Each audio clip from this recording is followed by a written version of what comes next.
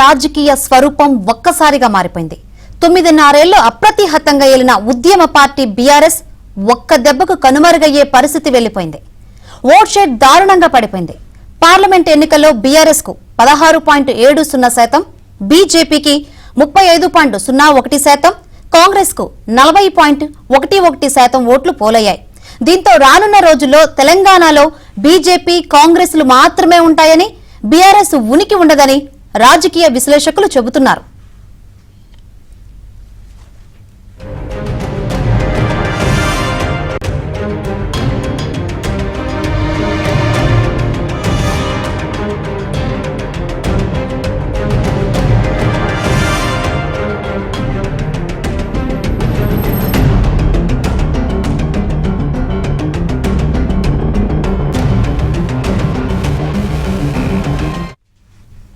లోక్సభ ఎన్నికల్లో పోటీ చేసిన 17 స్థానాల్లో ఒక్కటి కూడా దక్కించుకోలేకపోయింది బీఆర్ఎస్.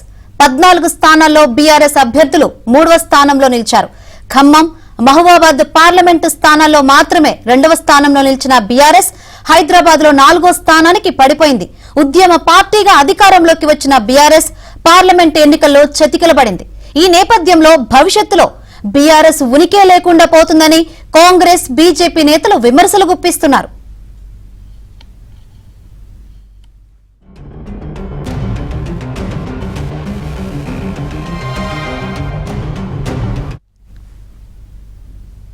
ఇక మరిన్ని వివరాలు అందించేందుకు మా Telangana bureau in charge Naveen live ద్వారా సిద్ధంగా ఉన్నారు. Over to you Naveen. Shankari, parliament ఎన్నికల ఫలితాలు తెలంగాణలో కొత్త రాజకీయ సమీకరణలకు వేదిక అయ్యేలా కనిపిస్తుంది. సో మొత్తం మీద ఈ ఎన్నికలు ప్రధానంగా 2 పార్టీల మధ్య హోరాహోరీగా సాగాయి, బీజేపీ, కాంగ్రెస్ల మధ్య. సో బీఆర్ఎస్ పార్టీ ఆవిర్భావం నుంచి ఇప్పటి వరకు ఒక్క సీటు కూడా గెలవనటువంటి దుస్థితి బీఆర్ఎస్ పార్టీకి ఈ ఎన్నికల్లో చవిచూడాల్సినటువంటి పరిస్థితి ఏర్పడింది. సో మొత్తం మీద బీఆర్ఎస్ పార్టీగా తెలంగాణలో ఆ పార్టీ ఉనికి ఏంటి అన్న దాని మీద కొంత చర్చ అయితే సాగుతోంది. ఎందుకంటే అసెంబ్లీ ఎన్నికల ఫలితాల్లో 64 అసెంబ్లీ సీట్లను దక్కించుకొని కాంగ్రెస్ పార్టీ తెలంగాణలో అధికారాన్ని కైవసం చేసుకుంటే, బీజేపీ పార్టీ అనూహ్యంగా 8 సీట్లను దక్కించుకొని తెలంగాణలో తన సత్తా సాటింది. మరోవైపు 39 సీట్లతో బీఆర్ఎస్ పార్టీ ప్రధాన ప్రతిపక్షంగా ప్రస్తుతం కొనసాగుతూ వస్తోంది. అయితే ఈ ఎన్నికల ఫలితాల తర్వాత అసలు బీఆర్ఎస్ పార్టీకి ప్రధాన ప్రతిపక్ష హోదా ఉంటుందా లేదా అన్న దాని మీద అయితే కొంత చర్చ జరుగుతోంది. ఇప్పటికే తెలంగాణలో అధికార మార్పు తర్వాత ఇటు ఇప్పటికే కంటోన్మెంట్ ఎమ్మెల్యేగా ఉన్నటువంటి లాస్య నందిత మరణం తర్వాత జరిగినటువంటి ఉప ఎన్నికలో ఆ స్థానాన్ని కాంగ్రెస్ పార్టీ కైవసం చేసుకుని బీఆర్ఎస్ పార్టీ బలాన్ని 39 నుంచి 38కి తగ్గిపోయింది. మరోవైపు దానం నాగేందర్, అలానే కడియం శ్రీహరి, మరోవైపు భద్రాచలం ఎమ్మెల్యే, సో ఈ ముగ్గురు కూడా కాంగ్రెస్ పార్టీలో చేరినటువంటి నేపథ్యంలో ప్రస్తుతం బీఆర్ఎస్ పార్టీ బలం 35కు చేరుకుంది. సో ఈ ఎన్నికల ఫలితాల్లో ఒక్క సీటు కూడా, అంటే లోక్సభ ఎన్నికల ఫలితాల్లో ఒక్క సీటు కూడా బీఆర్ఎస్ పార్టీ దక్కించుకోనటువంటి పరిస్థితుల్లో సో బీఆర్ఎస్ పార్టీకి సంబంధించినటువంటి ఎమ్మెల్యేలు ఇక తమ భవిష్యత్తు మీద వాళ్ళంతా కూడా ఆలోచిస్తున్నటువంటి పరిస్థితి కనిపిస్తోంది. ఎందుకంటే తెలంగాణలో ఇక 4.5 సంవత్సరాల సమయం ఉంది. సో పెద్దగా మేజర్ ఎన్నికలు కూడా లేవు. లోక్సభ ఎన్నికలు అయిపోయాయి, అసెంబ్లీ ఎన్నికలు అయిపోయాయి, ఇక స్థానిక సంస్థల ఎన్నికలు, అలానే పంచాయతీ ఎన్నికలు మాత్రమే ఉన్నాయి. సో ఈ నేపథ్యంలో ఎమ్మెల్యేలు ఎవరి దారి వారు చూసుకునేటువంటి ప్రయత్నాల్లో ఉన్నట్టుగా తెలుస్తోంది. సో దీనికి అగ్నికి ఆజ్యం పోసినట్టుగా నిన్న ముఖ్యమంత్రి రేవంత్ రెడ్డి చేసినటువంటి వ్యాఖ్యలు కొంత బీఆర్ఎస్ పార్టీకి సంబంధించినటువంటి ఎమ్మెల్యేలో ఆలోచనలు అయితే రేకిస్తున్నటువంటి పరిస్థితి కనిపిస్తుంది. ఎందుకంటే ముందు నుంచి కూడా, అసెంబ్లీ ఎన్నికలకు ముందు నుంచి కూడా తన కుమార్తెను లిక్కర్ కేసు నుంచి తప్పించుకునేందుకు కేసీఆర్ బీజేపీతో అండర్స్టాండింగ్ పెట్టుకున్నారు, అండర్స్టాండింగ్ తో కొనసాగుతున్నారు. సో ఒక లోపాయికారి ఒప్పందం బీజేపీ, బీఆర్ఎస్ మధ్య జరిగిందనేటువంటి ప్రచారం ప్రజల్లోకి బలంగా వెళ్లడం వల్ల సో తెలంగాణలో బీజేపీ, బీఆర్ఎస్ పార్టీ దారుణంగా నష్టపోయింది, కొంత బీజేపీ బలపడినటువంటి పరిస్థితి. ఇప్పుడు లోక్సభ ఎన్నికల్లో కూడా అనూహ్యంగా బీజేపీ పార్టీ 35% పైగా ఓట్ షేర్ దక్కించుకుని తెలంగాణలో తామే అసలైనటువంటి ప్రతిపక్షం అనేటువంటి ఇంప్రెషన్ ను బీజేపీ దక్కించుకుంది. సో ఇప్పుడు ఒక రకంగా ఈ ఎన్నికల ఫలితాలు కొంత కాంగ్రెస్ పార్టీ కూడా ఇబ్బందికరంగానే మారాయి. సో పూర్తిగా బీఆర్ఎస్ పార్టీకి సంబంధించినటువంటి ఎమ్మెల్యేలంతా కూడా లోక్సభ ఎన్నికల తర్వాత కాంగ్రెస్ పార్టీలోకి చేరుతారు అనేటువంటి కొంత ధీమాతో ఉన్నటువంటి కాంగ్రెస్ పార్టీ నేతల్లో సో ఈ లోక్సభ ఎన్నికల ఫలితాలు బీజేపీకి 8 సీట్లు రావడం అనేటువంటిది ఒకంత మింగుడు పడనటువంటి అంశంగా కనిపిస్తోంది. సో కొంతమంది కాంగ్రెస్ పార్టీలో గతంలో పనిచేసినటువంటి ఎమ్మెల్యేలు సో వాళ్ళంతా కూడా రేవంత్ పంచన చేరి కాంగ్రెస్ పార్టీలో చేరేందుకు వాళ్ళంతా కూడా ప్రయత్నాలు చేస్తుంటే, సో మరోవైపు ముఖ్యంగా హైదరాబాద్కు సంబంధించినటువంటి ఎమ్మెల్యేలు, ముఖ్యంగా మల్కాజ్గిరి లోక్సభ నియోజకవర్గం, సికింద్రాబాద్ లోక్సభ నియోజకవర్గం, అలానే చేవెళ్ల నియోజకవర్గానికి సంబంధించినటువంటి బీఆర్ఎస్ ఎమ్మెల్యేలు బీజేపీ వైపు చూస్తున్నట్టుగా తెలుస్తోంది. సో మొత్తం మీద ఒక మైండ్ గేమ్ అయితే తెలంగాణలో కనిపిస్తుంది. నిన్నటి వరకు బ్లేమ్ గేమ్ చూసాము. సో బీజేపీ బీఆర్ఎస్ ల మధ్య లోపాయికార ఒప్పందం జరిగింది ఈ లోక్సభ ఎన్నికల్లో కూడా. సో బీఆర్ఎస్ పార్టీ తనను తాను నష్టం చేసుకుని బీజేపీకి లాభం చేకూర్చింది. బీజేపీ 8 సీట్లు రావడానికి బీఆర్ఎస్ పార్టీ ప్రధాన కారణం అని చెప్పేసి కూడా రేవంత్ రెడ్డి ఆరోపణలు చేశారు. ఓవైసీ కూడా దాన్ని ధృవీకరించినటువంటి పరిస్థితి ఉంది. సో ఇప్పుడు తెలంగాణలో సో రాజకీయంగా ఈ ఎన్నికల తర్వాత ఎట్లాంటి మార్పులు జరగబోతున్నాయి, సో ఎమ్మెల్యేలు ఎలాంటి భవిష్యత్ కార్యాచరణ కోసం వాళ్ళంతా కూడా ప్రయత్నాలు చేస్తున్నారు. సో ప్రధానంగా ప్రధాన ప్రతిపక్ష హోదాను దక్కించుకుంటామని చెప్పని బీజేపీ నేతలు చెప్తున్నటువంటి వ్యాఖ్య దేనికి సంకేతం? సో ఈ అంశాల గురించి మాట్లాడుకుందాం. మా ప్రతినిధులు బీఆర్ఎస్ కార్యాలయం దగ్గర నుంచి రాజేష్ ఉన్నారు, కాంగ్రెస్ గాంధీ భవన్ నుంచి సిద్ధార్థ్ ఉన్నారు, సో నరేష్ బీజేపీ కార్యాలయం దగ్గర ఉన్నారు. సో ముందుగా మనం గాంధీ భవన్ లో ఉన్నటువంటి మా ప్రతినిధి సిద్ధార్థ్ దగ్గరికి వెళ్దాం.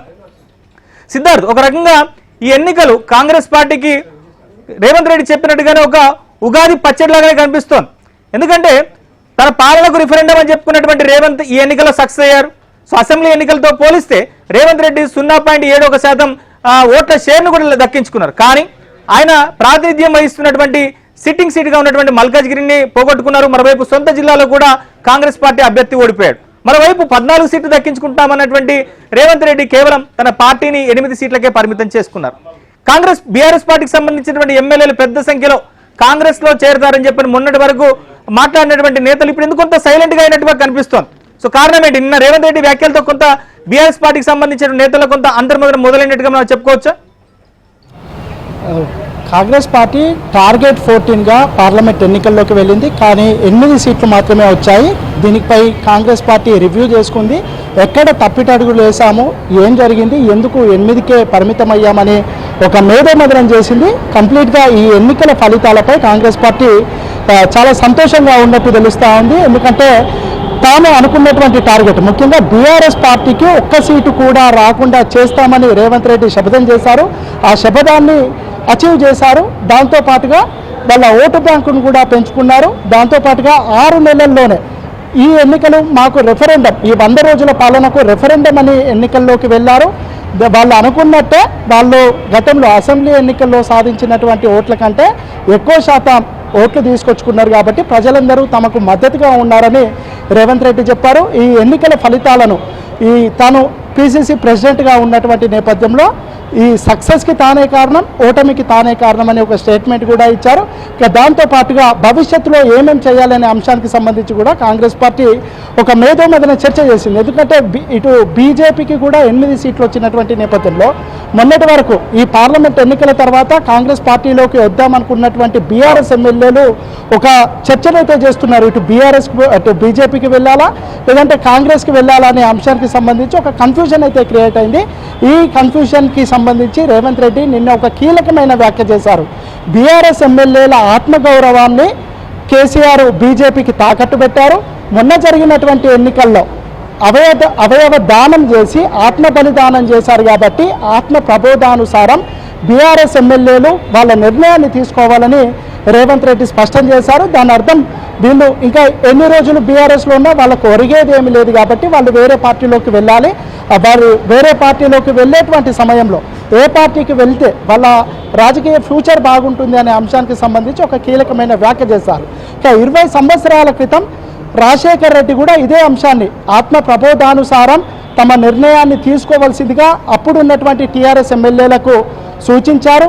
వాళ్ళు మొత్తం కాంగ్రెస్ వైపు నిల్చున్నారు. ఇక అదే వ్యాఖ్యను అదే 20 సంవత్సరాల తర్వాత అదే హోదాలో రేవంత్ రెడ్డి బీఆర్ఎస్ నాయకులకు సూచించారు. వాళ్ళందరూ కాంగ్రెస్ పార్టీలోకి ఎన్నికల ఫలితాల తర్వాత ఎన్నికలకు ముందు సో చేరికలను స్పీడప్ చేసినటువంటి రేవంత్ రెడ్డి ఆ తర్వాత చేరికలను కొన్ని రోజులు అంటే బీఆర్ఎస్ పార్టీ నుంచి చాలా మంది ఎమ్మెల్యేలు వస్తా అన్నప్పటికీ కూడా తానే వద్దన్నా అని చెప్పేసి కూడా చెప్పారు. సో నిన్నటి ఎన్నికల ఫలితాల తర్వాత ఆత్మ ప్రబోధానుసారం బీఆర్ఎస్ పార్టీకి సంబంధించిన ఎమ్మెల్యేలు నడుచుకోవాలని చెప్పేస్తున్నారు. సో ఆపరేషన్ ఆకర్షికి అలానే గర్వాపసికి కాంగ్రెస్ పార్టీ నేతలు ఏమైనా తెరదీశారా? ఎమ్మెల్యేలతో ఏమైనా మాట్లాడేటువంటి ప్రయత్నం చేస్తున్నారు? ఎందుకంటే ఇప్పటికే బీజేపీ నేతలు కూడా బీఆర్ఎస్ నేతలతో టచ్ లో ఉన్నట్టుగా తెలుస్తోంది. అంటే ఎవరు ఎంత తొందరగా బీఆర్ఎస్ నేతలు తమ పార్టీలో చేర్చుకోవాలన్న దాని మీద ఈ 2 పార్టీలు కూడా కుస్తీలు పడుతున్నటువంటి పరిస్థితి ఉంది. సో దాంట్లో కాంగ్రెస్ పార్టీ ఎంత స్పీడ్లో ముందుకెళ్తోంది? రేవంత్ రెడ్డి నిన్న మీడియా సమావేశం అనంతరం చిట్చాట్ చేశారు. అందులో కొన్ని కీలకమైన విషయాలు చెప్పారు. ముఖ్యంగా ఈ పార్టీలకు కాంగ్రెస్ పార్టీలోకి వచ్చేటువంటి ఎమ్మెల్యేలకు సంబంధించి చాలా రోజుల నుంచి వాళ్ళు కాంగ్రెస్ పార్టీలకు రావడానికి సిద్ధంగా ఉన్నా తానే కొంతమందిని ఆపారు. ఎందుకంటే ఎన్నికల ముందట గతంలో కేసీఆర్ చేసినటువంటి తప్పిదాలే కాంగ్రెస్ పార్టీ చేస్తే అది ఎన్నికలపై తీవ్రమైన ఎఫెక్ట్ పడే అవకాశం ఉందని భావించినటువంటి కాంగ్రెస్ పార్టీ ఎమ్మెల్యేలకు చేరిక విషయంలో కొద్దిగా పార్టీ ఒక నిర్ణయం తీసుకొని స్టార్ట్ చేసింది. వాళ్ళందరికీ గేట్లు తెరుస్తున్నట్టు కూడా రేవంత్ రెడ్డి నిన్న చెప్పారు. వాళ్ళందరూ రావడానికి సిద్ధంగా ఉన్నట్టు కూడా చెప్పారు. ఇంకా కొంతమంది జిల్లాలకు సంబంధించినటువంటి ఎమ్మెల్యేలతోని జిల్లాల మంత్రులు వాళ్ళతోని టచ్లో ఉన్నారు. వాళ్ళు కాంగ్రెస్ పార్టీలోకి వస్తే వాళ్ళకి ఇవ్వబోయే గౌరవం, వాళ్ళకి ఇవ్వబోయే అష్యూరెన్స్కి సంబంధించినటువంటి విషయాల్ని కూడా వాళ్ళతోని చర్చిస్తున్నట్టు తెలుస్తూ ఉంది. అతి కొద్ది రోజుల్లోనే ఆ పార్టీకి సంబంధించినటువంటి ఎమ్మెల్యేలు అందరూ కాంగ్రెస్ పార్టీలోకి వస్తారని మంత్రులు అయితే చెప్తా ఉన్నారు. ఇక 5వ తారీఖు తర్వాత బీఆర్ఎస్ పార్టీ పూర్తిగా ఉండదనే విషయాన్ని కూడా మంత్రులు పదే పదే చెప్తా ఉన్నారు. వాళ్ళతోనే సంప్రదింపులు కూడా చేస్తున్నారు. సో మొత్తానికైతే ఆ పార్టీలో కీలక వ్యక్తులైనటువంటి 4-5 తప్ప మిగతా వాళ్ళందరినీ కాంగ్రెస్లోకి తీసుకొచ్చే ప్రయత్నాలు చేస్తున్నారు. అయితే బీఆర్ఎస్ ఎమ్మెల్యేలు మొన్నటి వరకు ఎన్నికల తర్వాత కాంగ్రెస్ పార్టీలోకి వద్దాం అనుకున్నటువంటి వాళ్ళు ఇప్పుడు బీజేపీకి కూడా 8 స్థానాలు రావడంతో మరోసారి వారు పునరాలోచనలో పడ్డారు. వాళ్ళందరినీ వాళ్ళకు ఉన్నటువంటి అనుమానాలను దూరం చేసి ఎప్పటికైనా ఇప్పుడు పార్లమెంటు పర్స్పెక్టివ్లో బీజేపీ ఎదుగుతుంది తప్ప అసెంబ్లీ పర్స్పెక్టివ్లో మళ్ళీ ఆ పార్టీ అసెంబ్లీలో సరైన పర్ఫార్మెన్స్ చేయలేకపోతుంది. ఈ మొత్తం మోడీ చరిష్మా కొద్దీ పార్లమెంట్లో బీజేపీ ఎదుగుతుంది తప్ప రాష్ట్రంలో బీజేపీ ఎప్పటికీ ఎదగదు అనే అంశాన్ని బీఆర్ఎస్ ఎమ్మెల్యేలకు చెప్పే ప్రయత్నం చేస్తున్నారు. మంత్రులకు ఆ టాస్క్ ఇచ్చినట్టు కూడా తెలుస్తుంది. మంత్రులందరూ ఆయా జిల్లాలకు సంబంధించినటువంటి బీఆర్ఎస్ ఎమ్మెల్యేలతోని మాట్లాడి వాళ్ళు కాంగ్రెస్ పార్టీలోకి వచ్చే ముహూర్తాన్ని కూడా ఫిక్స్ చేసే ఆలోచనలో ఉన్నారు. పెద్ద ఎత్తున ఒకటేసారి బీఆర్ఎస్ ఎమ్మెల్యేలను కాంగ్రెస్లోకి తీసుకొస్తే ఆ ఎల్పీని పూర్తిగా కాంగ్రెస్ పార్టీలోకి విలీనం చేసుకుంటే ఎలాంటి లీగల్ ఇష్యూస్ కూడా రాకుండా ఉంటాయని కాంగ్రెస్ పార్టీ భావిస్తుంది. దానికి సంబంధించి మంత్రులు వాళ్ళకి ఇచ్చినటువంటి టాస్క్లో నిమగ్నమయ్యారు.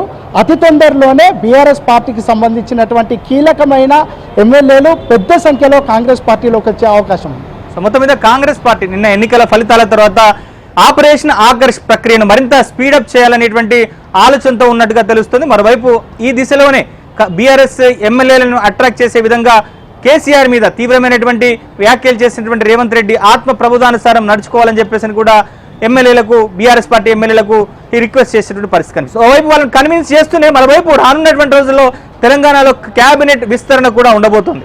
కొంతమంది బీఆర్ఎస్ ముఖ్య నేతల్ని ఈ క్యాబినెట్ విస్తరణలో భాగంగా పదవుల ఆశ కూడా చూపించేటువంటి అవకాశాలు అయితే కనిపిస్తున్నాయి. సో ఇది కాంగ్రెస్ పార్టీలో ఆపరేషన్ ఆకర్ష్ సంబంధించిన అప్డేట్స్. ఇక